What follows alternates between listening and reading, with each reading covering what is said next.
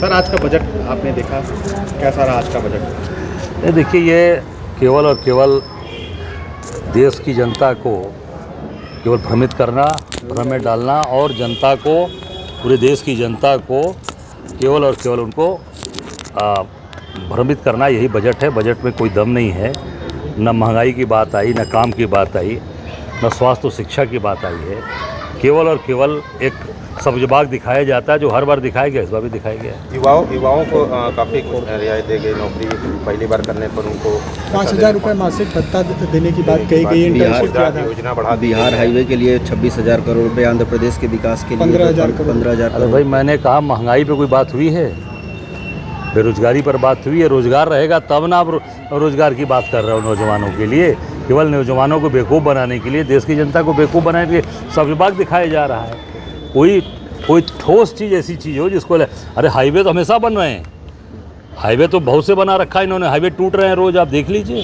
तो बिहार और आंध्र प्रदेश के लिए काफ़ी बड़ी रियायत दी गई है, काफ़ी पैसा दिया गया है, तो क्या लग रहा है कि सरकार जो पेमेंट जा रही है उसको कंट्रोल करना? अब देखिए, ये बिहार को दे दें, झारखंड को दे दें, यूपी को दे दें, अब जनता जो आज देख रही है इनको हटाना चाहती है। अब ये निश्चित तौर से आम जनता के हित के लिए एक भी, क्या बनारस के लिए कोई कल कारखाना आया है?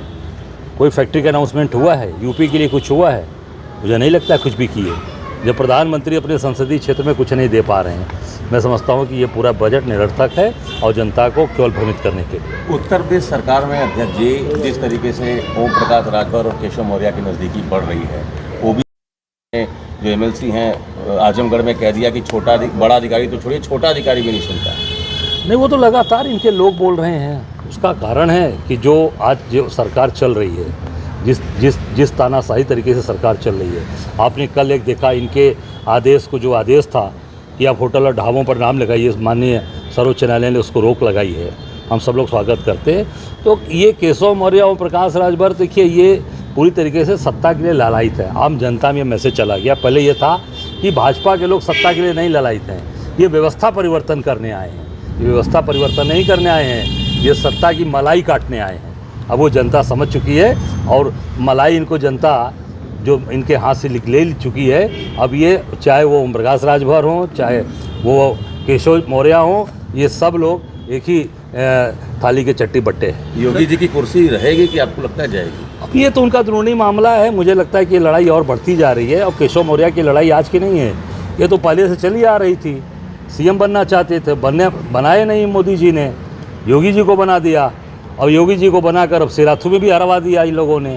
तो वो सारा पुराना दर्द है, वो निकल रहा है।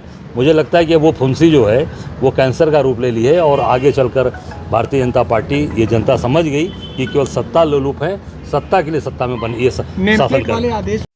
बहुत ही स्वागत योग्य माननीय सर्वोच्च न्यायालय का आदेश है। समाज को कभी बट्टे नहीं देना चाहिए। समाज भाईचारे की, आप सब लोग यहाँ बैठे हैं, अलग अलग लोग सब लोग हैं, सब एक भाईचारा, एक परिवार है, मिलकर ये समाज काम करता है। समाज में कभी विघटन नहीं होना चाहिए। सर कृषि को लेकर के, किसानों को लेकर के बड़ा उम्मीदें थी बजट से। इस बार जो है 1.5 लाख करोड़ रुपए कृषि सेक्टर में दिया गया है। नहीं, कृषि सेक्टर में आप देखिए, कोई भी खाद का दाम कम हो रहा हो, बीज का दाम कम हो रहा हो, सिंचाई की व्यवस्था पे कुछ दिया हो, ट्रैक्टर पे दिया हो, जितने भी हमारे समझ से जितने भी खेती में सामान जो भी लगते हैं, जो भी मशीनें लगती हैं, किसी पे मुझे लगता है कि कोई भी छूट और कोई भी रियायत नहीं दी गई।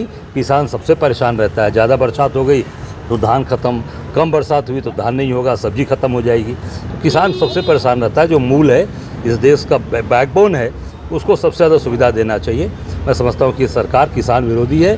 ये केवल कॉर्पोरेट के लिए बनी है, कॉर्पोरेट का काम। एक आखिरी सवाल ले लीजिए, संघ सरकार जो है वापस ले ली। देखिए, ये संघ पूरी तरीके से, ये भारतीय जनता पार्टी और संघ की जो दूरी बनी थी उसको ठीक करने का प्रयास है। ये उसको कि एक हमारा रिश्ता ठीक हो जाए, पर ये देश के लिए ठीक नहीं है, राष्ट्र के लिए ठीक नहीं है। ये पूरे सरकारी तंत्र का संघीकरण किया जा रहा है। लोगों को हाफ पैंट निकर पहनाने का काम किया जा रहा है।